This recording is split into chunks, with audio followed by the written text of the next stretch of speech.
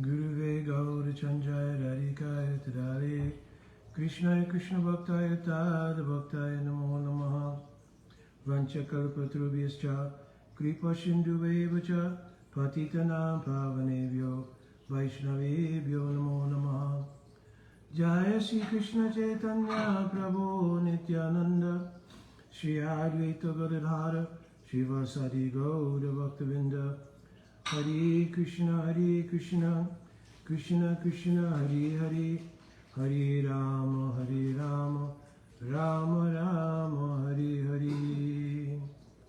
My Dandavat Pranam devotees. So I'm trying to, in short order, to some degree, answer a question that a devotee wrote me. This is maybe 2 or 3 days ago, so I'm not behind, but because some questions I answered back directly, but this devotee wanted it on this forum because he wanted it open for discussion. So it just took a couple of days for me to get to this point where I had the time to sit down and kind of at least give some synopsis. There was another question that came in that they wanted to have on the forum, but I'm going to be honest. This was a question about Dandavat Sadhan Siddhaprabhu. So this was a question about sort of the whole, sort of contemporary conversation going on in Vaishnava circles about progressive Vaishnavism and outside the box thinking and individuation. And so I'm going to refer that those devotees are very sweet devotees. I know many of the devotees who have either written books, like again, I don't use names here, but you'll know a person who's written a book in this vein, and others. They're very scholarly devotees for one, and very nice devotees for one. I would refer you to contact them to get definitions about certain things, because how somebody may be thinking about something may not necessarily be a direct definition that you may take either from a dictionary. And even if you took it from a dictionary, what application or what particular nuance of that definition they're using, that's something that they would know better than I would. So that's one thing. Asking my opinion about it overall, I would have my own things, to understand, because everybody's different. So I'm giving one example. If you say something is outside the box, then I would obviously want to understand what the box was, to know what was in the box that leaned towards the idea of coming outside the box, and is it a new box we're going into? So there's so many things. I don't want to go down that track particularly unless there's a particular question about certain things. Other than that, you can speak to those devotees. Again, they're very sweet devotees, and generally very open to responding to what they have concluded on that. So if you write to ask me that so-and-so wrote this, what do you think? Then, I'm not really equipped. I'm not in a place necessarily to comment, because it may be a very specific definition of what they're speaking about. That's not maybe just a generic definition. And I would be doing a disservice to the overall conversation to just in conjecture and start giving answers according to my perspective or something. So that was one. So I just wanted to acknowledge publicly so the devotee didn't think I didn't deal with it at all and I somehow just, skipped it and went on to something else. All right, so let's get to our question for today, because I have to try to maximize my time. That question was on interpretation of verses in Sastra and how do we go about that. For instance, people are giving Srimad Bhagavatam class, Bhagavad Gita class, Dandavat Ramji, and they wanted to know, sometimes we hear the devotees give different kinds of interpretations of something they had not heard before, right? Even in pastimes, they may have told a pastime in a particular way, they have not heard it before. So two things. One is, just let's make the borderline between interpretation and revelation. So if we are studying Sastra, or if we're engaged in the service to Harikatha, it's the onus is on that person serving the Harikatha to do due diligence to do two things. One is to have a grounding in the overall theological conceptions so that a person can understand where this particular verse, its meanings, its content, how it fits in the overall theological framework of Vaishnavism. Secondly, we should not in general, because the only reason I'm saying that because I cannot speak for everybody and their level of adhikar realization. But I will speak for myself. I generally try, and if I don't have access myself, I will write to ask any senior Vaishnava for what is the commentary by the Acharyas on that verse. Because rather than being interpretive in the way I look at a verse, I would rather speak revelatory, means by revelation. So revelation means what those realized souls have written in their commentary. That is the revelatory power of what's in that verse. If I give an interpretive version of that, even if I'm not, but if I was a Sanskrit scholar and I gave an interpretive, gleaning of that verse, I still may have missed the point completely of what it actually means because I may not have realized, right? Like our Acharya, Sri Vishwanath Chakravarti Thakur Pad, in his Artha, Darshanitika, and of course, there's so many commentaries.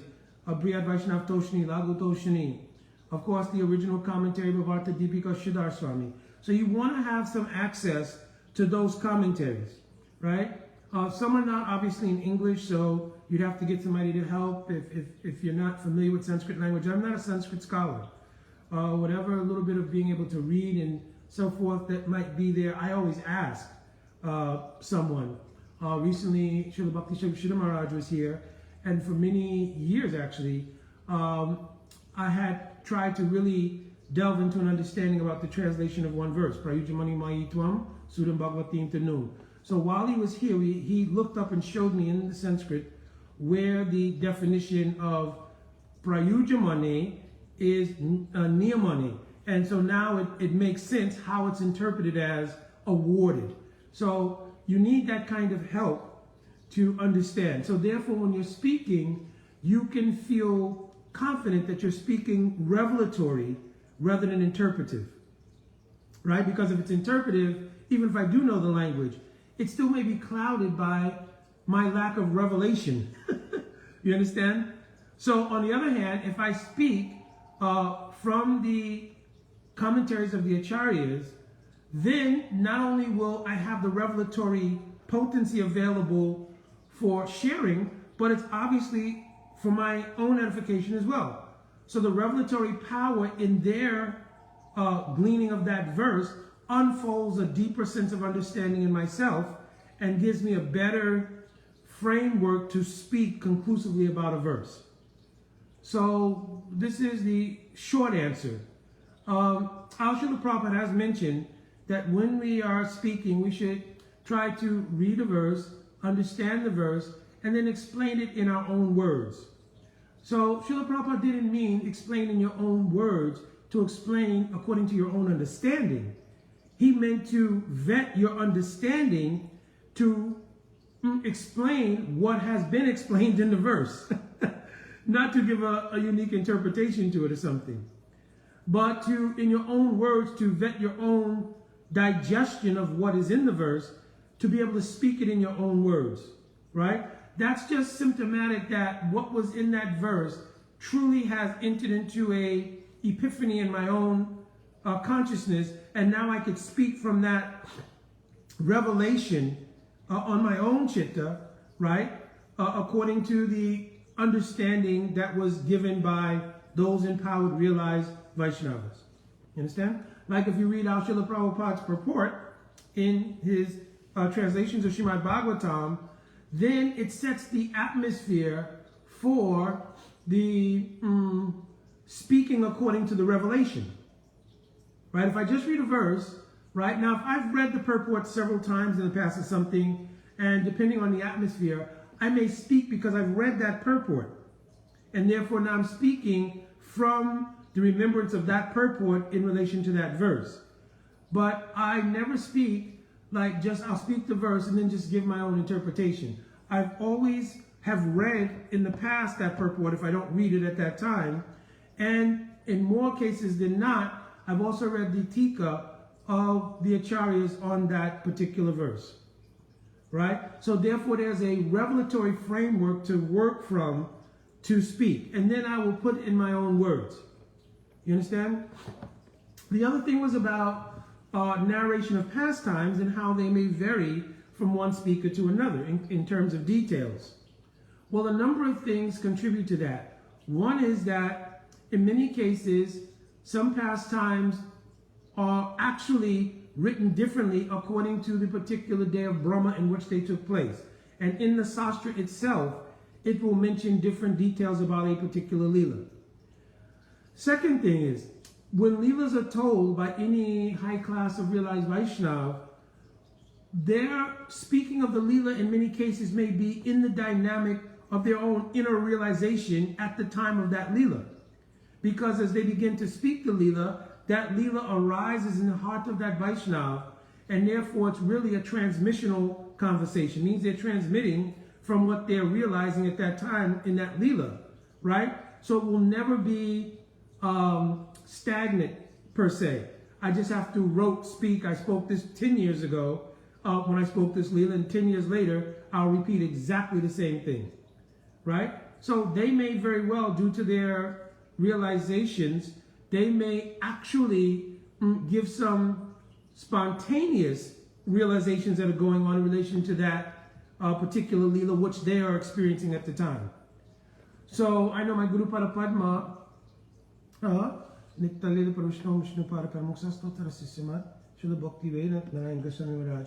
I've heard him directly speak a Leela and heard him speak that Leela with slightly different nuances or parts of it that I have not heard in the previous speaking of that Leela.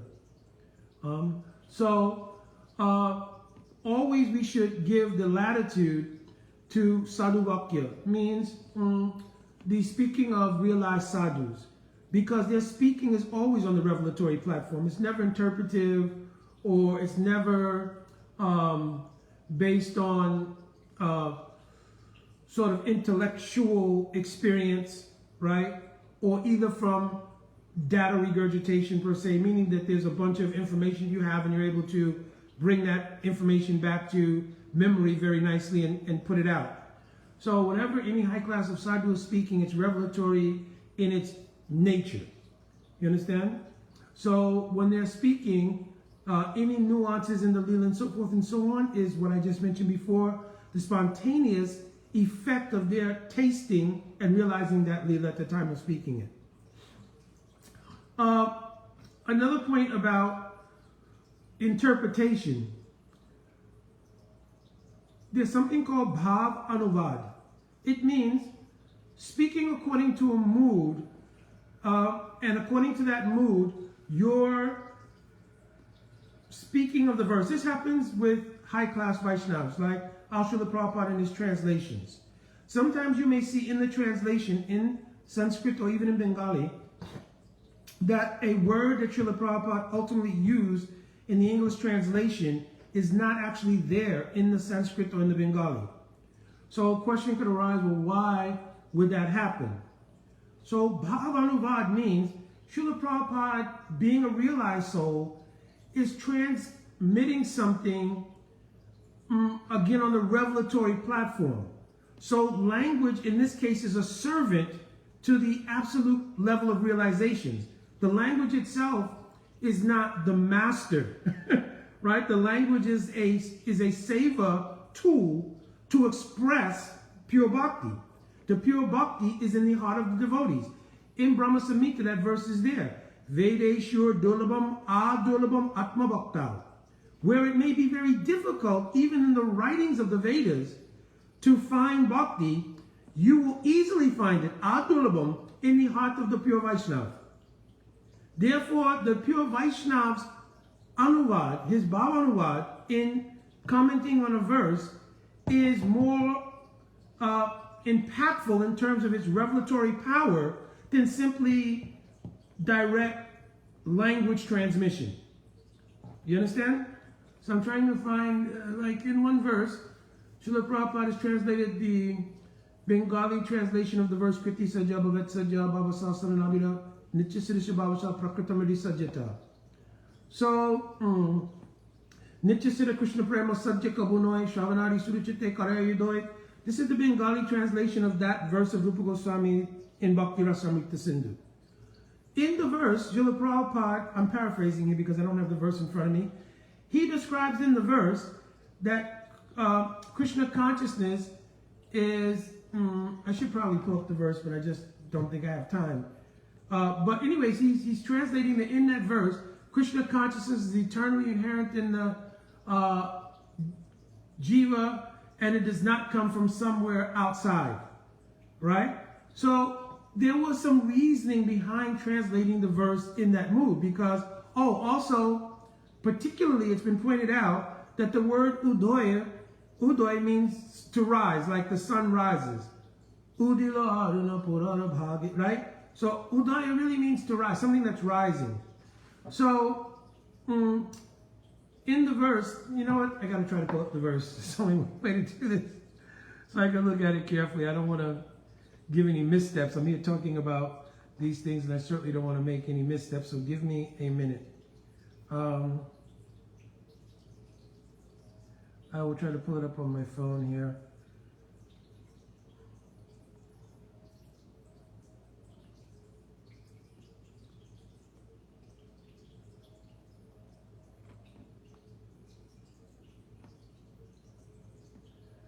All right, let's see if this will do it. Yes, it did. Of course, it's going to be C.C. Majalila, chapter 22, 107. So the verses, of course, I mentioned already. Nitya Siddha Krishna Prema Sajja Kabunoi, Shravanari Surichite Koryo Yudoi. Translation: Pure love of God, pure love for Krishna is eternally established in the hearts of the living entities. It is not something to be gained from another source. When the heart is purified by hearing and chanting, this love naturally awakens. So, Koryo Yudoi is translated as awakens. Of course, Yudoi means to rise. So you could say, well, practically in terms of using awakening as a synonym for arising, what is the harm in that? There is none. Because Srila Prabhupada is making a point here that the eternally perfected praying, right, Srila Prabhupada said is established in the hearts of the living entities. Now here's where things get tricky because what is established? Does it mean it's pre-existing? If we say it's pre-existing, then back to the whole sort of the jiva issue, there are many theological complications that come along with that. So then by what is called Sastra Yukti or Adya Yukti or Shloku Yukti, no, I'm sorry, not Yukti, Sangati, please forgive me. Sastra Sangati, Shloka Sangati, Adya Sangati, Adya means a chapter. When you take everything in context, related, then eternally established doesn't necessarily mean predestined and situated in the heart, right? So established, when you start looking at everything connected, means it is established. It is, when you establish something, it means somebody established that, right? So, of course, I don't want to go down the track of the Swarupa of the Jiva issue here, but my point was that in the translation, Srila Prabhupada was also using Bhavanuvad because some of the Bengali words are not exactly those words. But what was the purpose? To get a point across.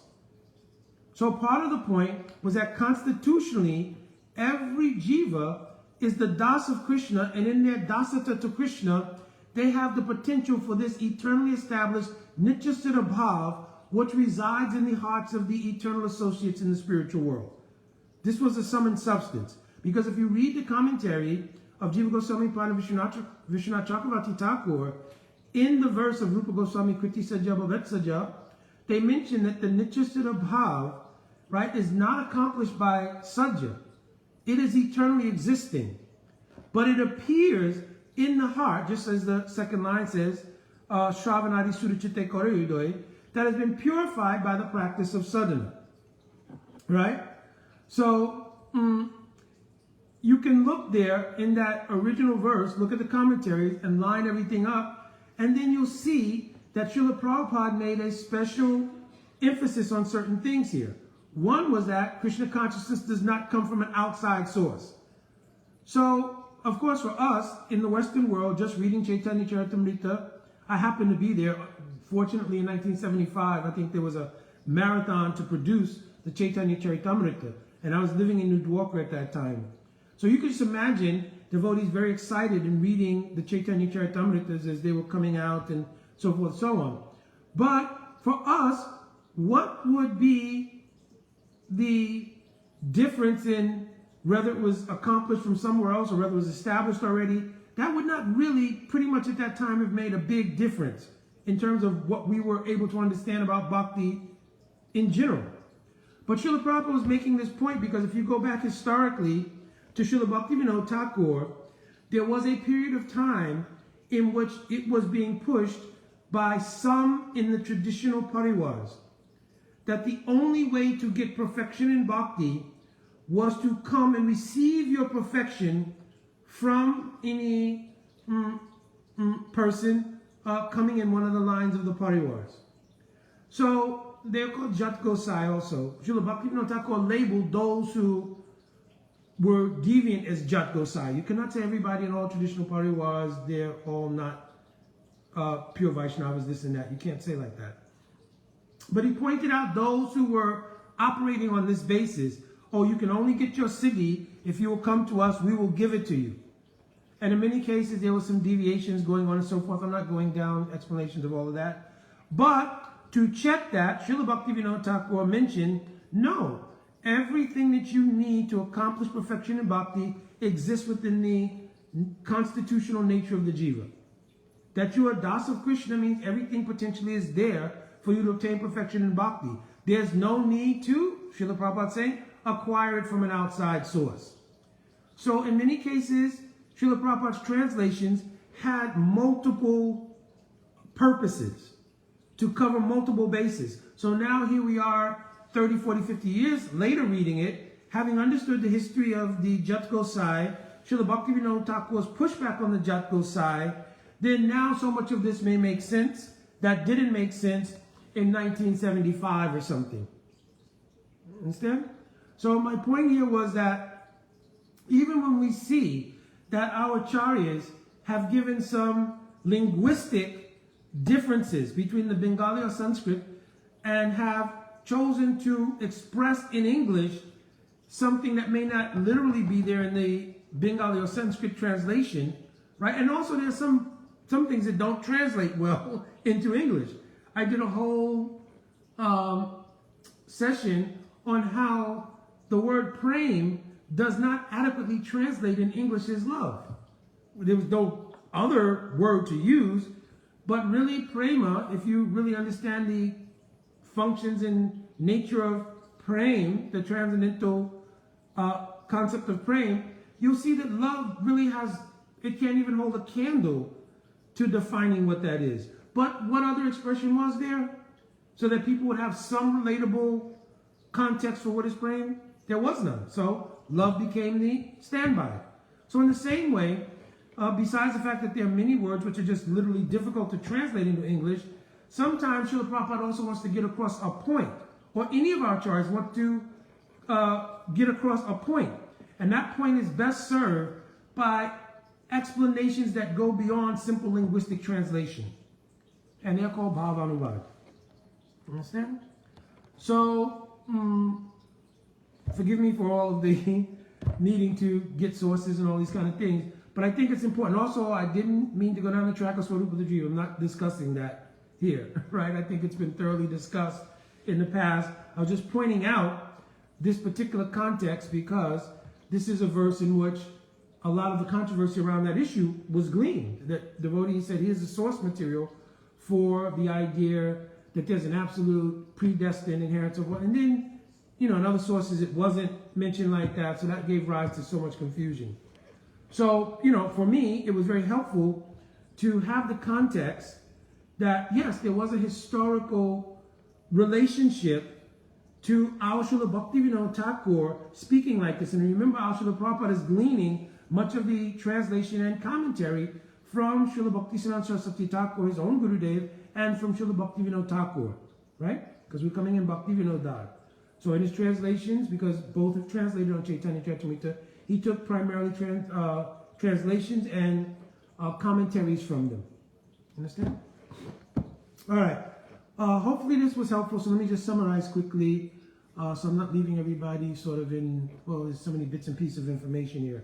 One is that the primary duty of any person who is speaking to serve Harikatha is to try to vet everything by Guru Sadhu Sastra. So obviously what you've heard from your Guru Dev, what is written in Sastra, and Sadhu here will mean especially the commentaries of those realized souls. That will become the difference between interpretive speaking and revelatory speaking. We want to lean into revelatory speaking. It should not only be the revelation of the Acharya, but hopefully by having read those revelations, that epiphany is also taking place in your consciousness, and therefore when you're speaking, you're also speaking from a revelatory platform. Doesn't mean you have to be absolutely self-realized, because you are transmitting realized information from Guru Sadhu and Sastra. So you're doing a seva. But if what you're transmitting hasn't become clear to you, then it'll obviously be not clearly disseminated. So you want that when you study something, it should marinate, it should become clear, right? It may be instant, it may take time, but it should become clear, and then to try to speak on it according to that revelatory platform, right? With the conviction, faith, and backing of Guru Sadhu Sastra, as I just mentioned, right? Secondly, we should understand that Sadhu Vakya takes precedent to linguistic interpretation. In other words, if something is written in Sanskrit language or Bengali language, and we see that our acharyas may have given some different translation. Again, I mentioned in English, some words don't even translate well into English, right? But what they have translated into English, and then you go back and say, well, no, there's more of a consensus that in Sanskrit, this is the proper English translation. We'll be careful on that, because, you know, billions of Sanskrit scholars in the academic realm cannot hold a candle to the revelation and realizations of a pure Vaishnava. You understand? So we don't lean into necessarily the academic standard of analyzing language when it comes to spirituality. We lean into the realizations of those who become perfected and realized in spiritual life, because they have realized what the words are intended to communicate. So we won't lean into the tool, we'll lean into the effect the tool has produced in those who are realized. So those who are realized, so that tool of language, they read it, digested it, practiced, and realized it. That's way more important than the ability to understand the tool and its nuances and all these kind of things. So I hope that makes sense. So basically that's it. So again, main thing, let's try to always speak on the revelatory platform and not so much on the interpretive platform. And understanding that, again, different leelas may have different nuances, because either they're in Sastra literally mentioned differently according to what their Brahma they may have taken place in. Also, according to the dynamics of the speaking of the Acharya when they're speaking, because they're not speaking rotely, they're speaking according to absorption. And in the absorption and tasting that leela, these nuances may come out. We should feel very blessed that then these nuances will come out. If, however, we are just repeating what we've heard from Guru Sadhu and Sastra, we should try to repeat very accurately and not give our own interpretations, because that realization may not be taking place on a dynamic level in our hearts. It doesn't mean you cannot speak combinations of what you have heard from your Guru Vargas, right? So you may speak a lila in combination of element that was added by this Acharya, that Acharya, so forth and so on. Okay. All right, my Dandavat Pranam. Hopefully this was very helpful, Prabhuji. Oh, and for the other devotees, I think I mentioned in the beginning that, again, you can find those devotees for the other issue about different meanings of things and contact them. I always mention that, you know, they're all preaching, they're traveling, they're doing different things, so you have to be patient, because if they don't get back to you right away, it must mean that they're engaged in seva somewhere, and they will at their, I guess the earliest convenience.